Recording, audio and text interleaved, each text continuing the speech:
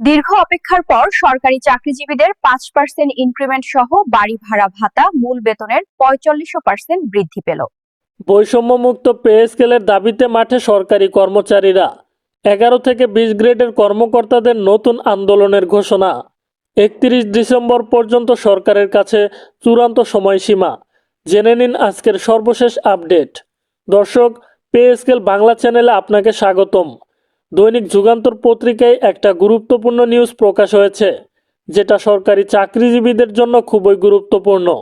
এজন্য ভিডিওটি সম্পূর্ণ মনোযোগ সহকারে দেখুন এবং প্রতিদিনের সত্য নিউজ পেতে আমাদের এই চ্যানেলটিকে সাবস্ক্রাইব করে ভিডিওতে একটি লাইক দিয়ে কমেন্ট বক্সে আপনার জেলা লিখে যান।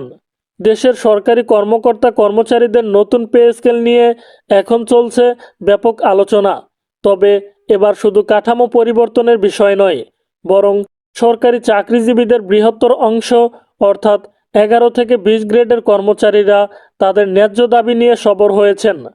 দীর্ঘদিনের বেতন বৈষম্য ও ভাতার অসামঞ্জস্য দূর করে জীবনযাত্রার ন্যূনতম চাহিদা মেটাতে তারা দাবি তুলেছেন সুনির্দিষ্ট ও বর্ধিত ভাতার। তাদের মূল বক্তব্য হলো, শুধু বেতন বাড়লেই হবে না, প্রয়োজন বৈষম্যমুক্ত এবং মানবিক বেতন কাঠামো। আগামী শুক্রবার জাতীয় প্রেস ক্লাবে সংবাদ সম্মেলনের মাধ্যমে তারা এই দাবি তুলে ধরবেন। ইতিমধ্যে প্রেস ক্লাবের হলরুম বুক করা হয়েছে 11 থেকে 20 গ্রেড সরকারি চাকরিজীবী ফোরাম এর পক্ষ থেকে। সংগঠনটির নেতারা জানিয়েছেন, তারা সরকারের কাছে এমন একটি প্রস্তাব পেশ করবেন যাতে সব গ্রেডের কর্মকর্তা কর্মচারীদের মধ্যে বেতনের ন্যায্য ভারসাম্য নিশ্চিত করা যায়।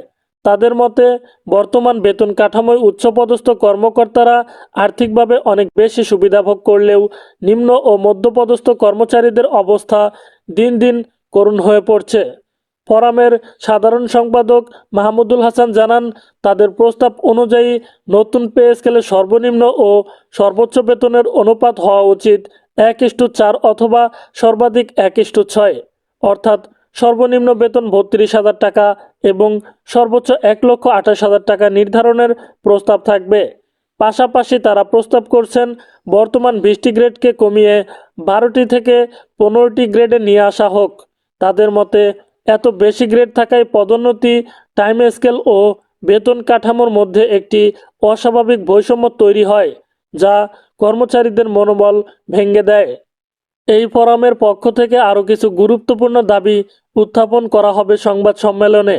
এর মধ্যে রয়েছে বিগত পে স্কেল থেকে বাতিল হওয়া টাইম স্কেল ও সিলেকশন গ্রেড পুনর্বহাল, এক ও অভিন্ন নিয়োগ বিধি বাস্তবায়ন, বাজার দরের সঙ্গে সামঞ্জস্য রেখে বিদ্যমান ভাতাসমূহ পুনর্নির্ধারণ এবং শতভাগ পেনশন ব্যবস্থা চালু করা।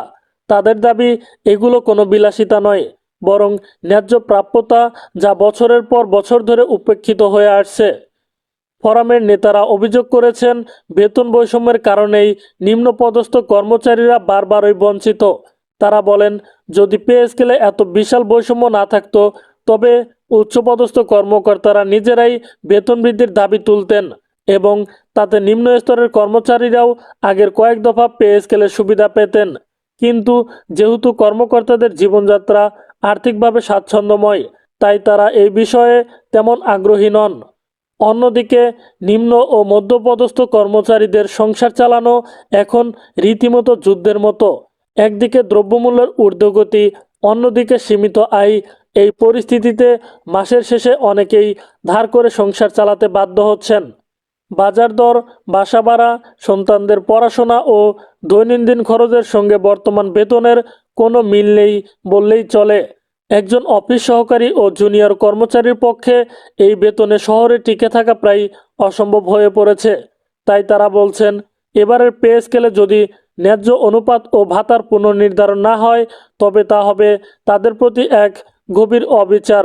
তাদের দাবি, আমরা বাড়তি কিছু চাই না, শুধু ন্যায্য প্রাপ্যটা চাই।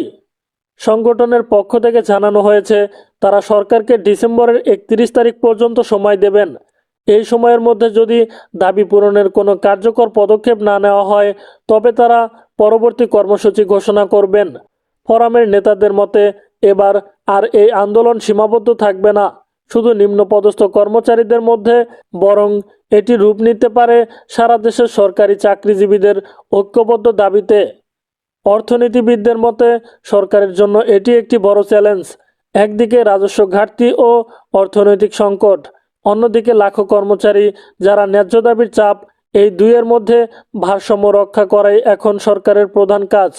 তবে যদি সরকার সুচিন্তিত ও ন্যায়সঙ্গত সিদ্ধান্ত নিতে পারে, তাহলে নতুন পে স্কেল কেবল বেতন কাঠামো নয়, বরং একটি সামাজিক ন্যায্যতার প্রতীক হিসেবেও প্রতিষ্ঠিত হতে পারে। সরকারি চাকরিজীবীরা দেশের প্রশাসনের মেরুদণ্ড। তাদের দাবি কেবল অর্থের নয়, এটি সম্মান, প্রাপ্যতা ও জীবনের নিশ্চয়তার দাবি। তাই বৈষম্যমুক্ত পে স্কেল বাস্তবায়ন এখন সময়ের দাবি হয়ে দাঁড়িয়েছে। দেশের মানুষ এখন তাকিয়ে আছে শুক্রবারের সংবাদ সম্মেলনের দিকে, যেখানে সরকারি কর্মচারীদের এই দাবি নতুন দিক নির্দেশনা দিতে পারে প্রশাসনের ভবিষ্যতে। তো দর্শক, এই ভিডিওটি এ পর্যন্তই ছিল। ভিডিওর এ পর্যন্ত এসে যারা এখনও চ্যানেলটি সাবস্ক্রাইব করেননি, তারা দয়া করে চ্যানেলটি সাবস্ক্রাইব করে ভিডিওতে একটি লাইক দিয়ে কমেন্ট বক্সে আপনার মতামত জানিয়ে যান।